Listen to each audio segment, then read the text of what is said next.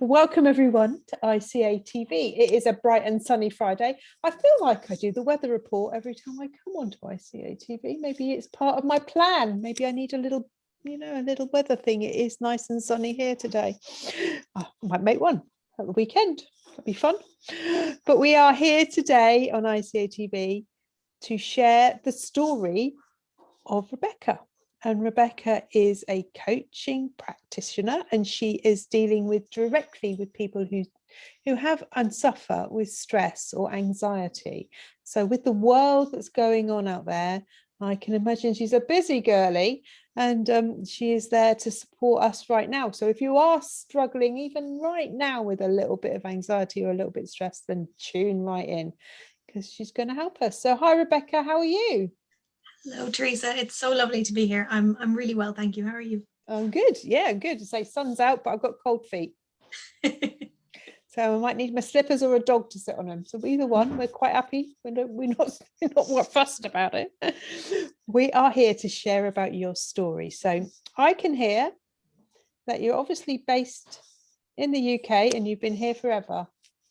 Not quite, no. Not quite. Tell us where you're from. That's a company. That's a TV show. Tell us where you're from and what you do. Yeah, so originally I am from Cork in the south of Ireland, and my family are still there, and I moved to Canterbury back in 2009, and now I am based in Ashford in Kent. Cool. So you've had a little bit of a wander around the UK. Very little, yes. Yeah, just had a little round. Canterbury, so I could just visualize, Canterbury Tales and all that sort of thing. So tell us why you came over to Canterbury. So originally my reason for moving to Canterbury was to come to university to study music and theology, you're right, Canterbury is a gorgeous, picturesque, historic, beautiful city, and I miss it. I do love Canterbury. I love living there. Very pretty. And as you were doing music, I'm guessing the cathedral there was a base for you. Yes, I spent an awful lot of time. I was really lucky. I got to sing in there and read in there and worship in there and do all sorts of spend a lot of time in the cathedral. It's an amazing place. And Canterbury itself has lots of different places. I'm going to pop that on my list.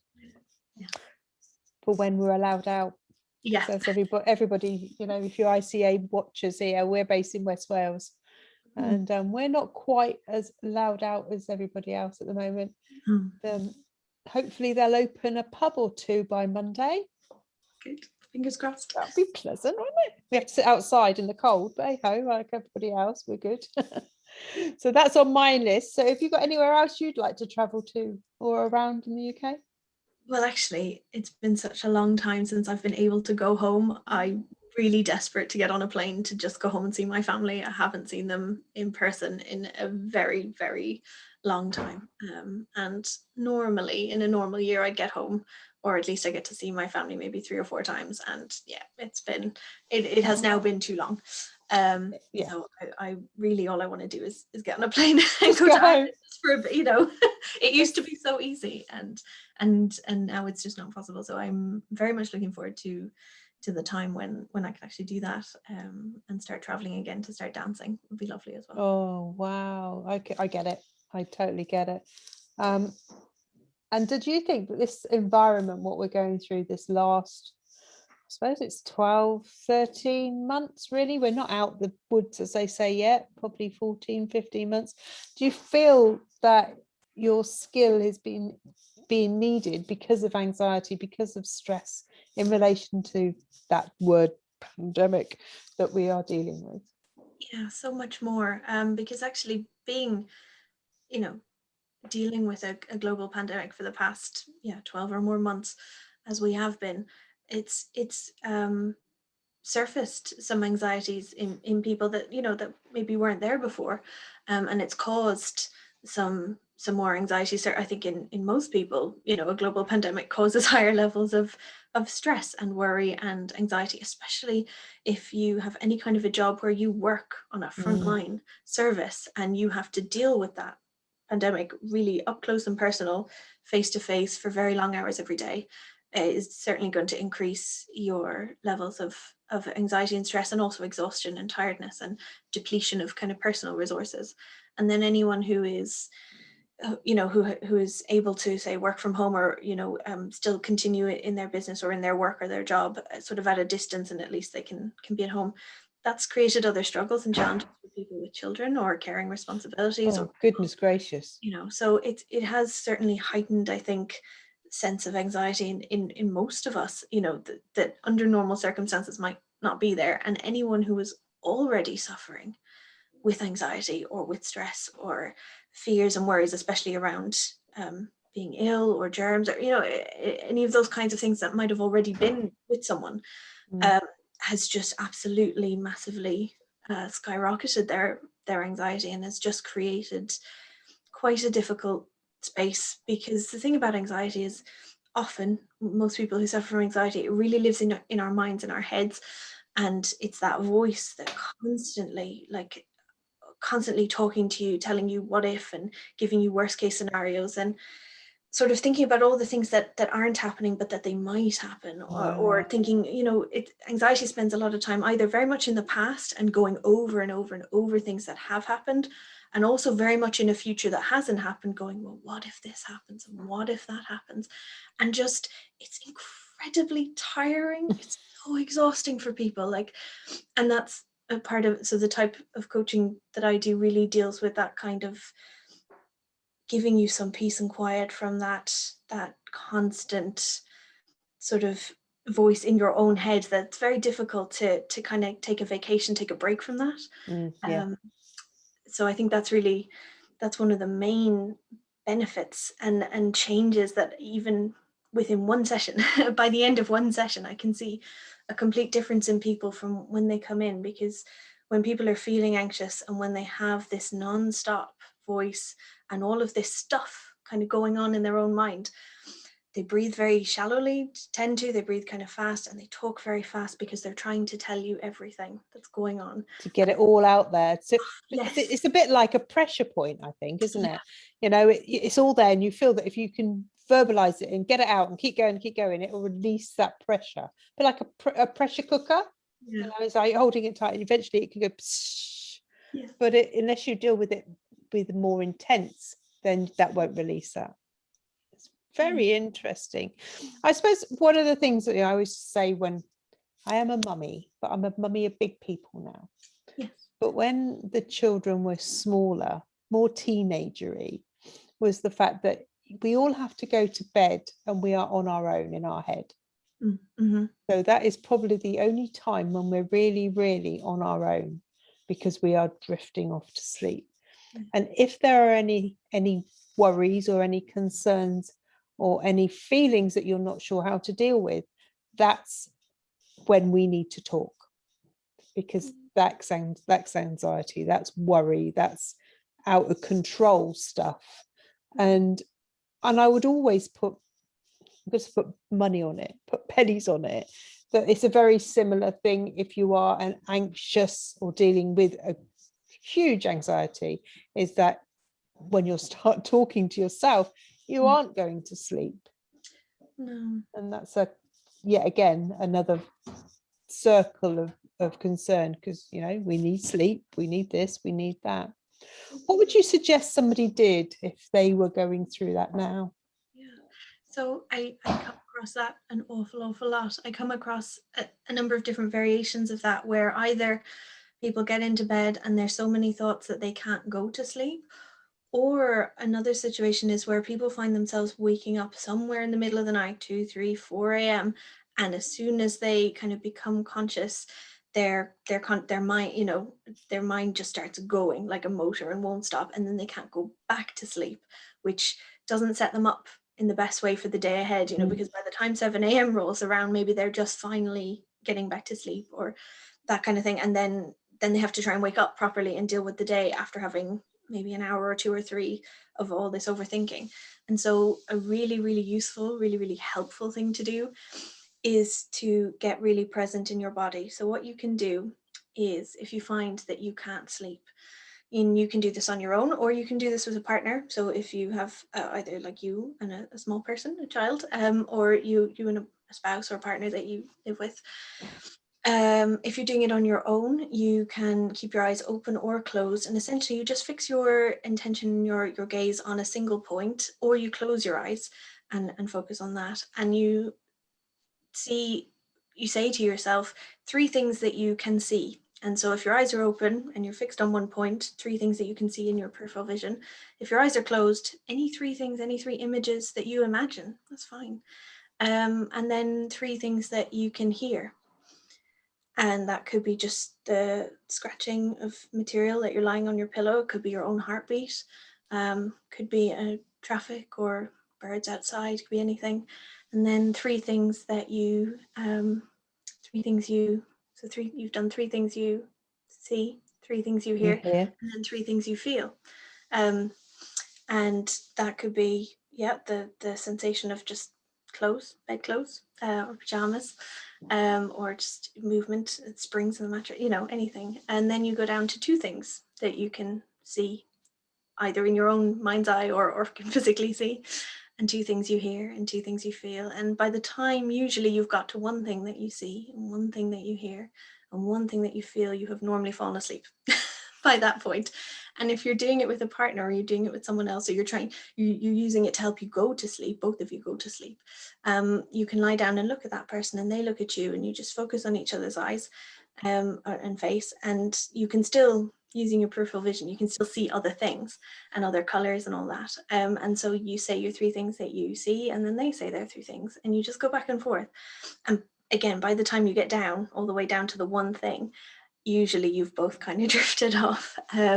It's a really lovely exercise, and what it does is it totally quietens down your mind, because it forces you to focus on your senses. So it focuses on what you can see, what you can hear, and you really have to listen kind of intently, and what you can feel. And suddenly when you start to focus on those things, you get a whole range of new information, you get a whole range of things that aren't, chit chat thoughts that are driving you around the twist. It's a soothing process, it's a really relaxing process, and it just helps your whole system, your whole body mind to calm it down. Yeah, it's very interesting.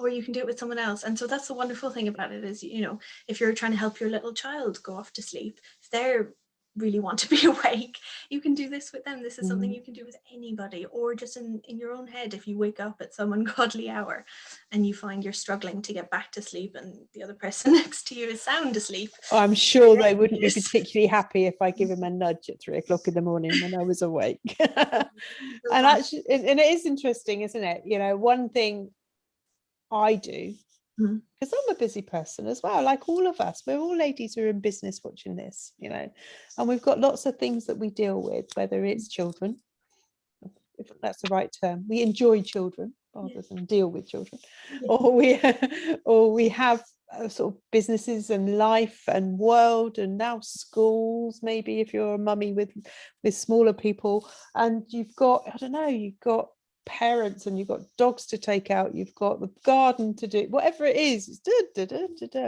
But one of the things I do personally, it's a bit of a share, and I've told this anybody, is the fact I have a very long quiet tunnel, and I aim for the end of the tunnel, and obviously there is no end because it's a very dark tunnel.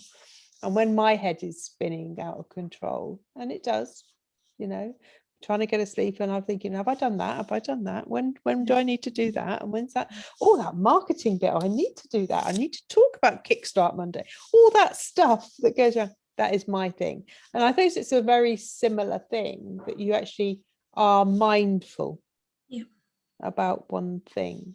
Thank you for sharing that. Hopefully that is, if somebody's out there who is having a challenge with getting to sleep, or the 3 a.m. thing. Why is it always 3 a.m.? I have no idea. It's 3 a.m. Is that whole ping thing. Maybe you've had a bit of sleep and you're a bit stirry, and then it's 3 a.m. again. Used to be the same when the children were little. If I was up before 3 a.m. I could deal with the day. If it was after 3 a.m. you knew it was going to be a hard one. Yeah, it's an interesting term. But I really love the fact that we can control it ourselves at a certain level. Yeah, to an extent. Yeah. So if somebody is doing this, say, that technique, and they're still not feeling good, and they're still, one, not getting any sleep, but two, not getting any rest from themselves throughout the day, worrying about what's going to go happen, did they make the right decision in the past, what would you suggest is a good direction for them? So something that's really incredibly simple that everyone is a complete expert at is breathing. That's handy. Because we have been doing it our entire lives, and therefore we are the experts at breathing. And so I would definitely say, and it comes into the type of coaching I do as well, is we use, and there's all different types of breathing techniques that you can use. So something that I use as an MBIT coach is balanced breathing, which means that you breathe in for the same amount of time as you breathe out. So what you can do in your own mind is just count to 5 as you breathe in. So, and count to 5 as you breathe out in your own mind. And as you feel your breathing even and balance and lengthen, your count to 5 will probably get a bit longer. And that's fine. It doesn't have to stay the same. Your in breaths just need to be as long as your out breaths. And if they both get longer, in tandem with one another, that's perfectly fine. There's nothing wrong with that. That's quite soothing, I think. Yeah.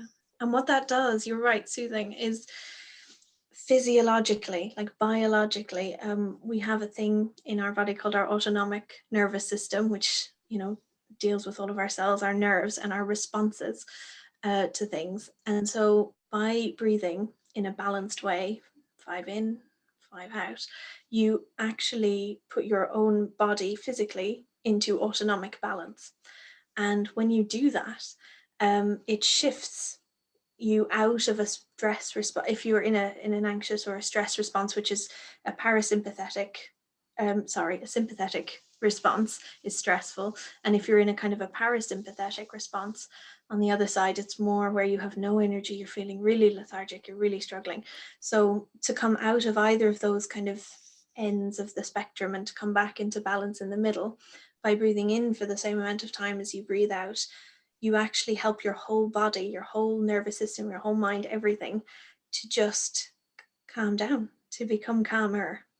And again, it's about just becoming present and focusing on the breath. So if you're breathing, but you're still thinking about all the different things, the other thing you can do is really connect in with your heartbeat, and also with usually with a memory of gratitude. So think about something that really made you incredibly happy, something that really made you smile. And when you think about it, you can't help but smiling again. And as you think about that memory and you connect in to your heart space, which is, kind of where we hold our values and our purpose and our passion and the things that make us, really sing. And if you connect in with that, with your breath and even with your hands, you can do, connect there to help you focus on a memory. Close your eyes, focus on a memory that brings you joy and gratitude. There's a whole range of research around something called heart coherence and heart balance. And there's a company called HeartMath who do research on the effect of changing your heart rate variability. So by increasing your heart rate variability, you completely calm down your system. And by employing feelings of gratitude with that balanced breath, it can change your whole system from the inside out, basically. That's very powerful. Yeah. That's quite amazing, isn't it? I'm just wondering why we don't get taught this.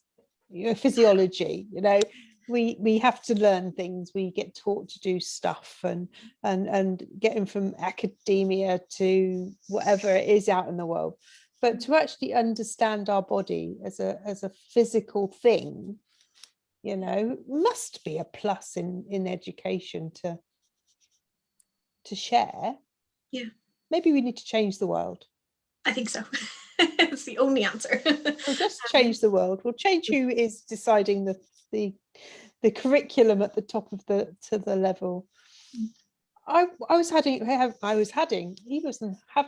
an interview with a lovely lady the other day, and we were talking about the ability for young people to fit into our worlds, you know, and with what's going on, yes, pandemic wise, but also the white noise out there, the computer based, the TikToks of this world. I'm sorry, it just does my head in. And I'm a lady of a certain age. TikTok is doing my head in.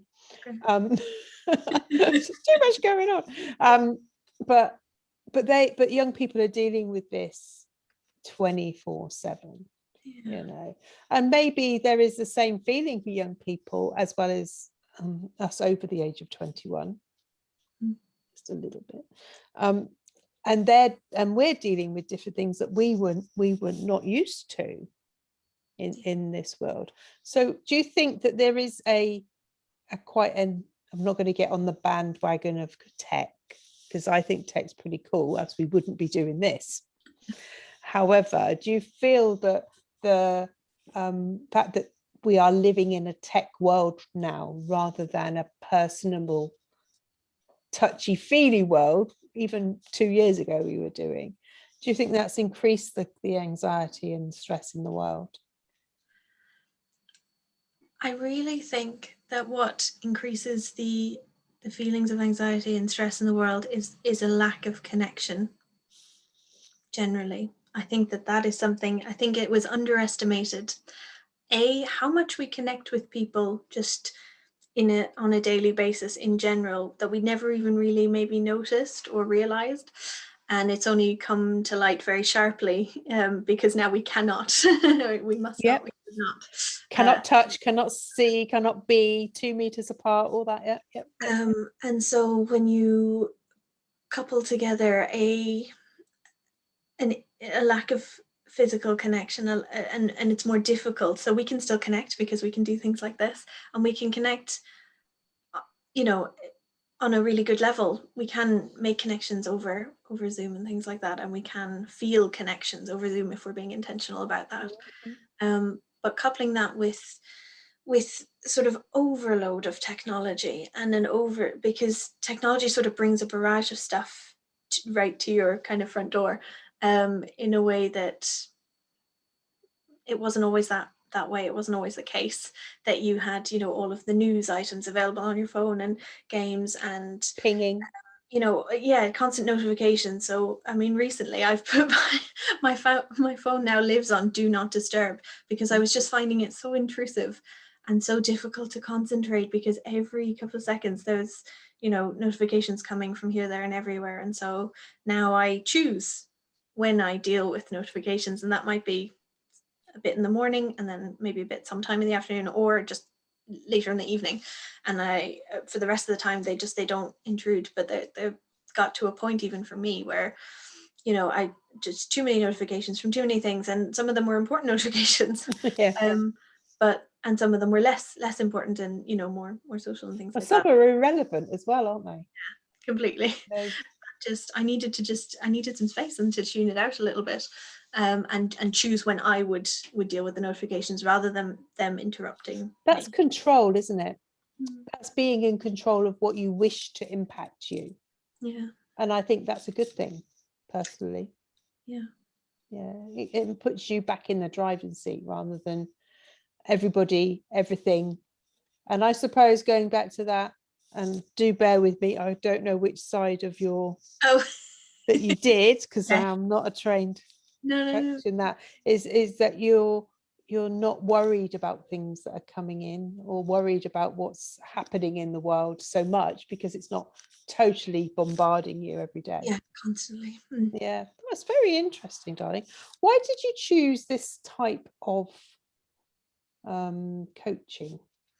So the type of coaching that I do, just to explain a tiny bit about what it is, it's called MBIT, or M-braining for short. So MBIT is short for multiple brain integration technique. And it talks about multiple brains. And you might look at me and say, well, we have a brain in our head, and that's where it is. And you are completely correct. But we also have brain cells, like neurons and neurological cells, in other parts of our body. So We have up to, I think, 120,000 neurons and neurological cells in our heart, and then something like 500 million neurons in your gut. Wow.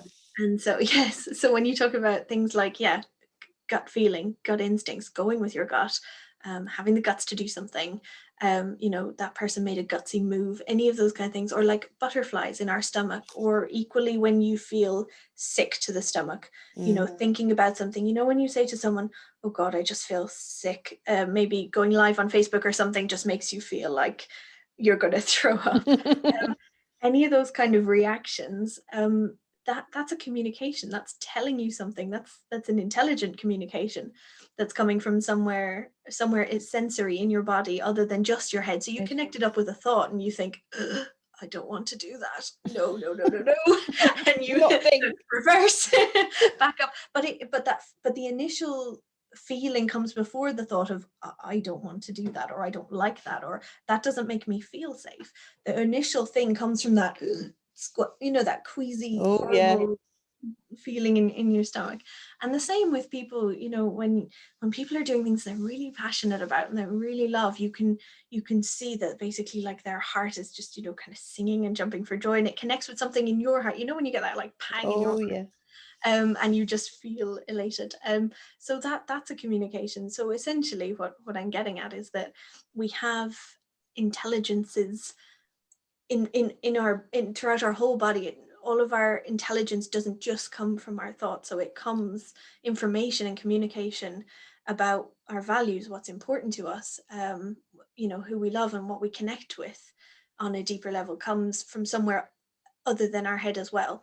And what we're, when we want to take action, when we're motivated, when you have those excited butterflies because you're going to do something, you're going to take action of some sort that you want, you're excited Can't about. wait, yeah. That butterfly feeling in your stomach, that kind of jittery, energy, tingly, excited feeling, and that's that comes from somewhere down in your stomach very much, or when you're excited to see someone or meet up with someone that you haven't seen in a long time.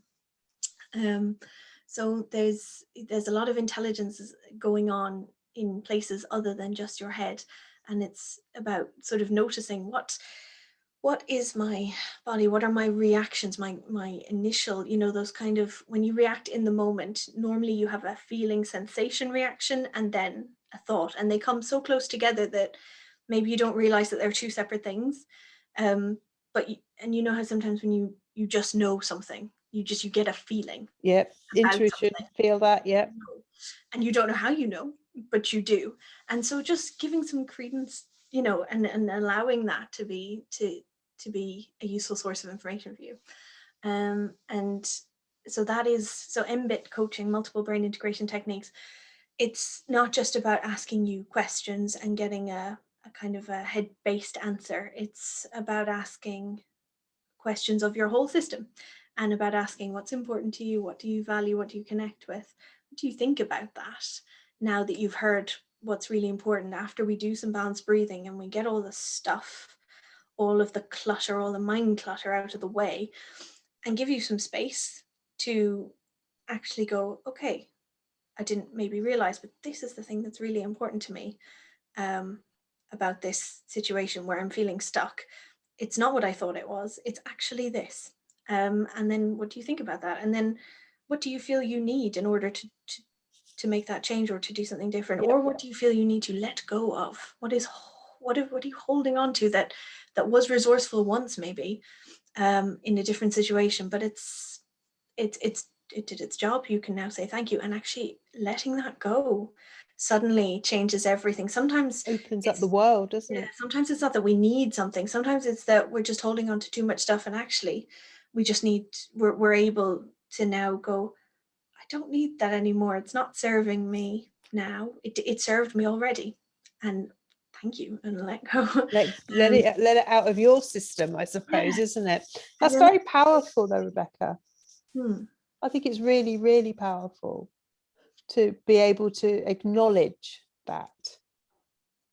And how do you work? Do you have something where people can just contact you via a Facebook group or Facebook page? So I have both a Facebook page and a website, which has a lot more information. The website has a lot more information about maybe the different ways in which your anxiety might show up in your life, around the kind of the thoughts and also the feelings, and also maybe how would you like to feel. So really, it's, if you're sat there and you're thinking to myself, I really wish I was feeling more tranquil. I really wish that I was feeling more balanced. I wish I was feeling more energetic or more resourceful or more able to cope with the onslaught. Or, I want to feel more peaceful and less kind of erratic. And I'm framing these in what do you want to feel, rather than, I instead of I don't want to feel anxious, I don't want to feel this, that, and the other, because we can't feel a negative, if that makes sense. So it's all about, okay, so really, what do you want? That's what we work with. And really the coaching happens in between. Okay, so where are you now? You don't like it, you're not enjoying it, it's not resourceful, you can't sleep, you're overthinking, you're stressed, everything feels like a really huge challenge, and that's horrible. And maybe the voice in your head is not a kind voice. Maybe it's mean to you all the time, and maybe it has a really horrible tone, and maybe it's really harsh, and that's not pleasant. So, and where would you like to be? Okay, so you'd like to be feeling, more open, more calm, more balanced, more joyful, more happy, more connected, any of those things. And then coaching happens in the space in between. And that's where together we do some balanced breathing. And it's not just you, we do it together, and I breathe as well. And together then we just explore what is stopping you from being in the place that you know you want to be. So there's something getting in the way. What is that? And then we do some exploration throughout, your thoughts and your feelings, and anything that's getting in the way. And Wow. by doing that, often by clearing out the noise first, by doing the balanced breathing, changing your autonomic state, changing physically how you're feeling, allows you to think and get a different perspective. Usually you can have a shift even inside your own kind of body and mind, and suddenly you can see your problems slightly differently, because you're not stuck inside in them. You've been able to breathe, and that, even just that breathing, gives you enough space, gives you enough distance, and enough kind of just turns down the volume on all the other stuff, all the chatter in your own mind that might be coming from you. It might also be coming from other people's agendas, or what you think other people think you should or shouldn't be doing. And by just clearing all that out for a while, that totally allows you to have a completely different experience. It allows you to feel differently. And normally, pretty much always, by the end, people come out of a session feeling the way that they said they wanted to at the beginning, and the total transformation. And even though I'm working on Zoom, mostly because completely because we can't see anybody, but even over Zoom, you can see how people's posture changes. You can see like their shoulders go from being up here to being down here. Their breathing has slowed down. The skin tone has totally changed. They do look brighter, and the facial expression has changed, and you can tell. So part of being an MBIT coach is tuning, really fine tuning into the details of a person, not just what they say, but what else is going on. And so even before they tell you that they feel very different, I already know, because I can see that at the end they can't yet. Yes, yeah, and they will, absolutely. I feel myself being very calm. Yeah. Just listening to the way you're explaining it. And so hopefully people out there, my darlings, at ICA TV land, if this is something you're struggling with, listen. You can recall, this is recorded. Listen to Rebekah again. Listen to what she's saying, listen to the words that she's using, and actually listen to the tone of her voice. It's very important. And actually, it brings down that breathing to a slower state. And if you can just focus on Rebekah for those probably 3 or 4 minutes, you're explaining how that happens. I was like going, oh, yeah, this is very nice. Thank you very, thank you. It's good. Thank you. And so if anyone does want to try some balanced breathing, so on my website there's a free resource section, and I have recorded, so I've done a recording Cool. of a balanced breathing. And you can just click on it and play it as many times as you like, and you can sit there in the morning or in the evening, you know, before you go to bed, and do some balanced breathing for yourself and just listen to the recording. And it's there for you to use, for anyone to use, because balanced breathing it's really simple, but it's really helpful. Really helpful. So I wanted that to be available to people who. That's perfect. I have your website and I will pop it up on our chat. And as we know, this lovely, thank you. What a Friday afternoon, flipping perfect. This is when we're recording it. I'm a lucky girly because I got it first, but you'll be going out either a Saturday or a Sunday. Yet again, a good time at 8 o'clock.